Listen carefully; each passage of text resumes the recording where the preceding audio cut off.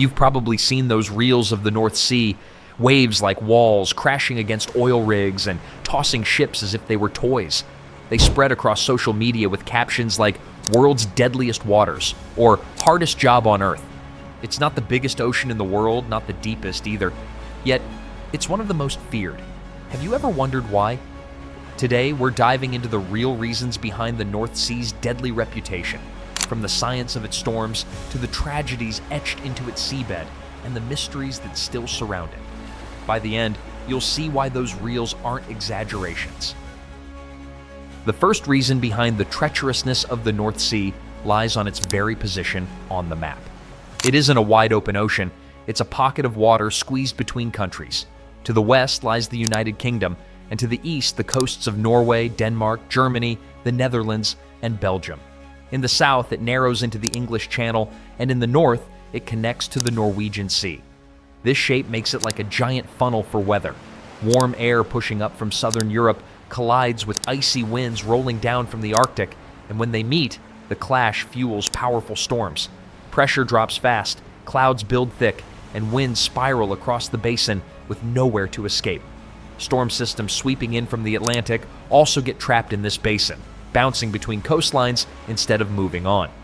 As if that weren't enough, nature added one more ingredient to the mix: the water itself.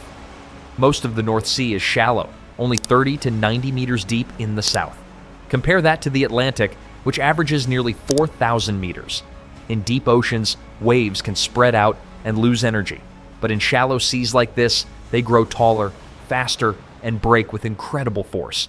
A Reddit thread titled "Explain Like I'm 5" once described it perfectly, saying, "If you picture putting your hand in a bathtub that's only a quarter full and try to move the water, you'll make big, violent splashes. But if the tub were full, the same movement barely stirs the surface." That's the North Sea, a giant, half-filled bathtub where even the smallest push can unleash chaos. The result? A natural storm machine. In here, calm skies in the morning can turn into towering 20-meter waves by nightfall, and history has shown how deadly that can be. In 1953, a North Sea storm surge pushed walls of water into the Netherlands, the UK, and Belgium. Over 2,500 people died, whole villages disappeared overnight, and Europe was forced to rethink coastal defenses. Less than a decade later, in 1962, another surge hammered Hamburg. Dikes broke, rivers overflowed, and hundreds drowned as icy water swallowed the city in darkness. These weren't rare accidents. They were reminders that North Sea's geography and climate make storms part of its DNA, and what makes it even worse is that these storms don't just appear, they stay, they echo, they multiply. Because once a storm enters the North Sea, the sea's shallow waters turn it into something deadlier. Short, steep, colliding waves sailors call chops. These chops themselves are dangerous for the ship, but sometimes those chops evolve into something far more terrifying, known as a cross sea. Cross seas occur regularly in the North Sea, especially in its northern and central regions. This happens when two wave systems collide from different directions, one driven by the local wind, another left over from a previous storm. The result is a crisscross pattern of waves forming sharp, square ripples across the surface. To anyone looking down from above, it looks mesmerizing, like a checkerboard made of water, but to anyone caught in it, it's a nightmare. Basically, ships are built to face waves head-on, not from every side at once. In a cross sea, the vessel pitches and rolls unpredictably, making it nearly impossible to steer or stabilize. Waves slam into the hull from multiple angles, twisting the structure, throwing cargo loose, and flooding decks. Smaller boats can capsize within seconds. Even modern cargo ships and oil rigs roll and groan under the strain.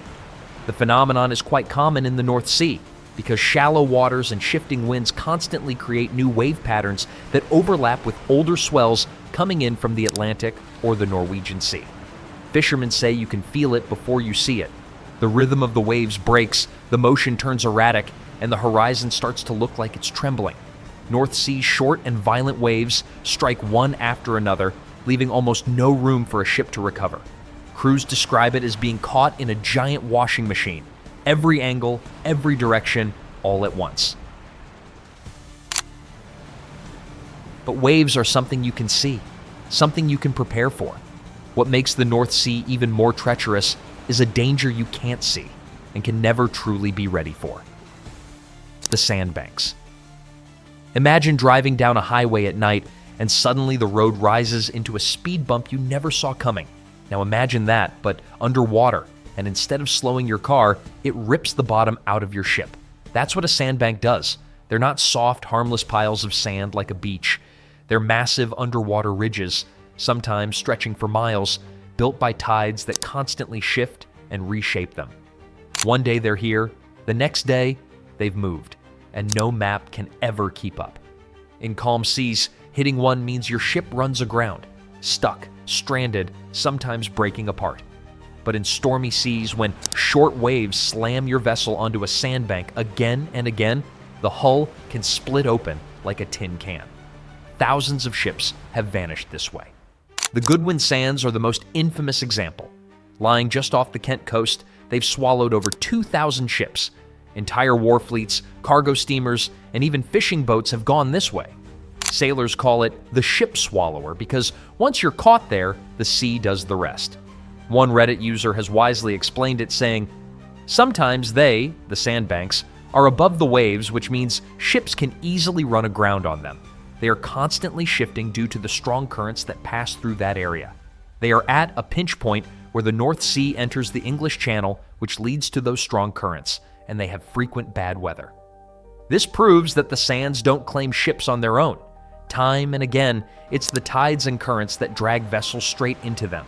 Invisible forces, rising and falling with the moon, strong enough to rip even the largest ships off course.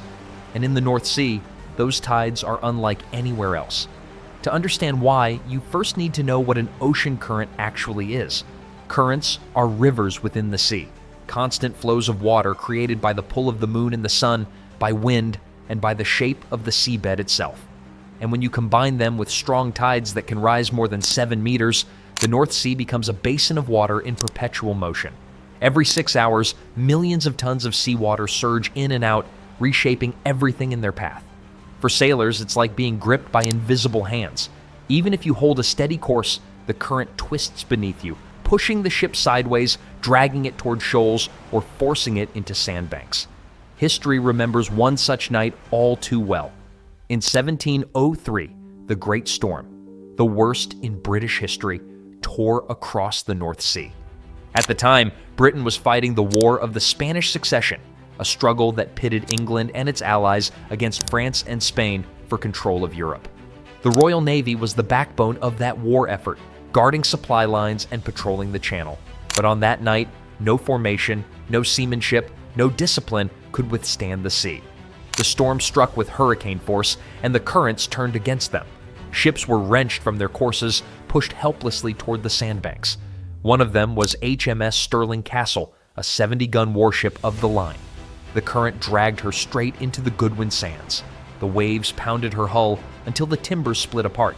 In the chaos and darkness, more than 200 sailors were lost, drowned or swallowed by the sea with no chance of escape.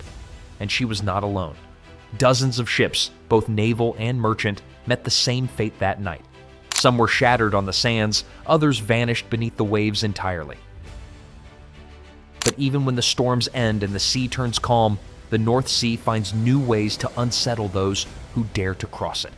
In the North Sea, at times, something strange happens, something that doesn't stir the water. It stirs your sense of direction. Ask any old sailor and they'll tell you, the North Sea has a mind of its own. There are spots out here where compasses don't point north. They spin, drift, or freeze altogether. Early sailors said the sea was haunted. They called these places the Devil's Circles. Ships would appear fine one moment and then veer miles off, course the next, chasing a compass that had quietly lost its mind. Centuries later, scientists discovered what the sailors couldn't see. Beneath the waves lies a patchwork of magnetic chaos. Veins of ancient volcanic rock and iron-rich minerals buried deep in the seabed. These magnetic anomalies twist Earth's field like invisible hands. It's not ghosts, it's geology gone rogue. But even in the modern age, navigation isn't foolproof. The North Sea sits beneath one of the most magnetically restless corridors in Europe. Solar winds from space, drifting polar fields, and the sheer mass of steel from offshore rigs all interfere with the compass in subtle ways. A burst of solar activity can make the compass needle flicker, while the giant metal bodies of cargo ships can throw off their own readings. Out here, it doesn't take a storm to lose your way. Sometimes a few degrees are all it takes to turn routine into disaster. Now imagine this. It's 1720. You're a sailor crossing the North Sea. No GPS, no radar, just a compass and your gut. Then, suddenly, your compass starts spinning like a drunk dancer at a tavern. The captain yells, "Head to north!" But north no longer exists. Within hours, you're miles off course, drifting toward shoals that don't forgive mistakes. In this era, it's easy to laugh at those old sailor tales of cursed waters until your GPS starts arguing with your compass. Even today, oil rig crews joke about it. Navigation screens that flicker for no reason, autopilots that decide to take a coffee break, and compasses that suddenly forget which way north is.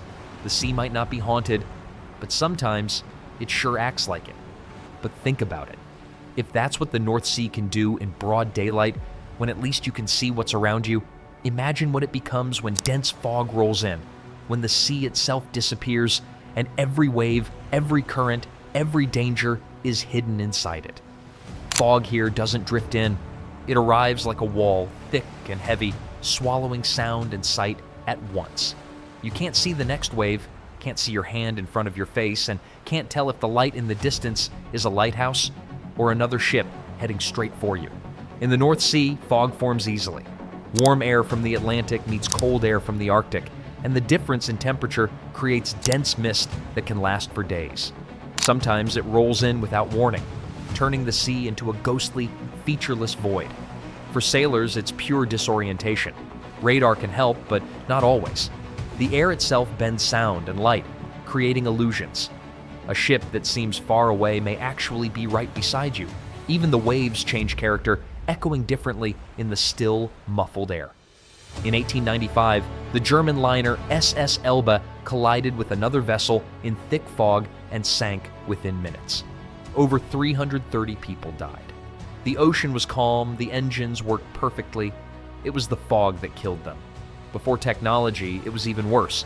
Sailors used lanterns and compasses, guessing their way through the mist. Some crashed into sandbanks they couldn't see. Others drifted miles off course. Entire fleets have vanished into fog, their lights swallowed by the sea. And at night, when darkness and fog combine, the North Sea becomes a void, silent, shapeless, and merciless.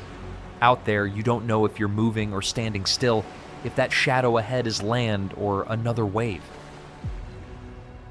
And for centuries, that same darkness and fog didn't just hide storms, they hid something else entirely. Men who hunted in the shadows. The North Sea has always been a crossroads of trade, of war, and of opportunity, and where there's trade, there are those who wait to take it. Long before radar, long before coast guards, the sea was ruled by men who vanished into the mist as quickly as they appeared. The earliest were the Vikings. For them, fog wasn't a danger, it was an advantage.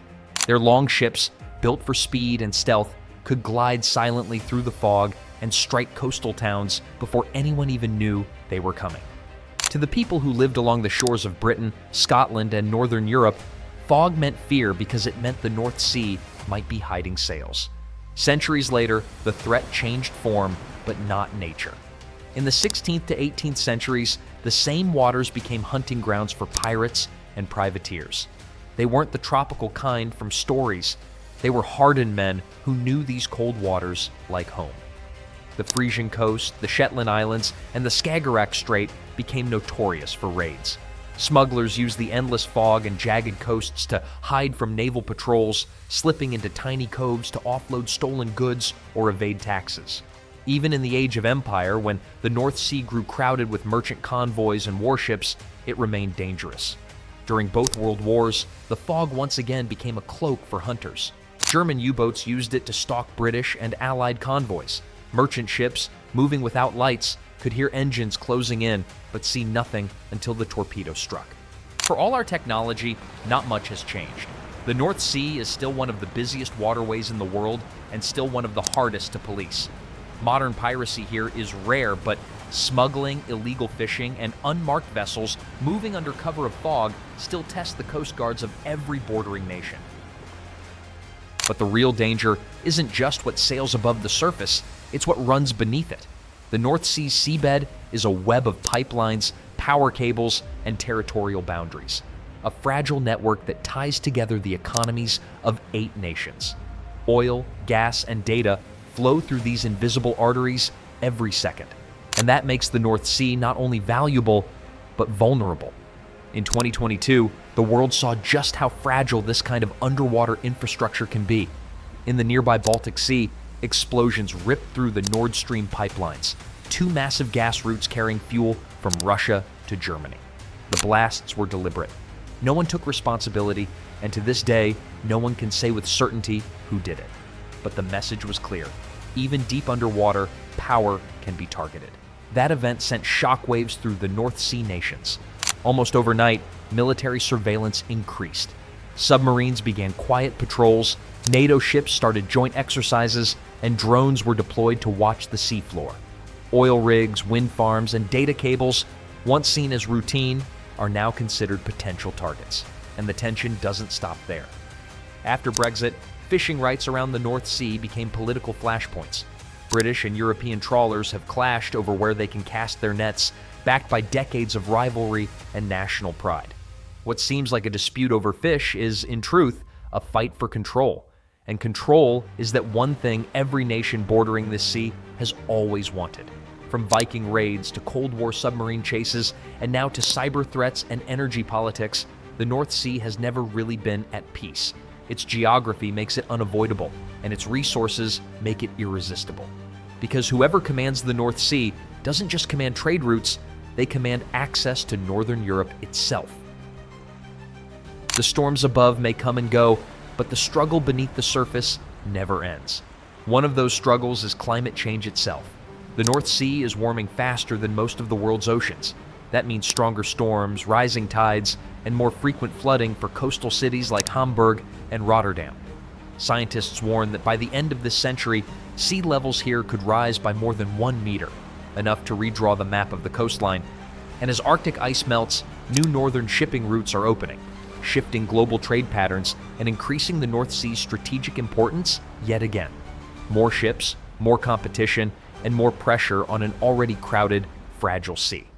Even geopolitics is changing. Nations are racing to claim space for offshore wind zones and carbon capture projects. Energy security, digital infrastructure, and environmental survival are now intertwined. And all of it depends on this one small, storm-struck sea. So, that's a wrap for today. The North Sea has always been dangerous, but the future may make it even more so. Not because of what it hides, but because of how much we've built upon it. Its storms are getting stronger, its depths more crowded, its value higher than ever. And as history shows, when the North Sea is pushed too far, it always pushes back.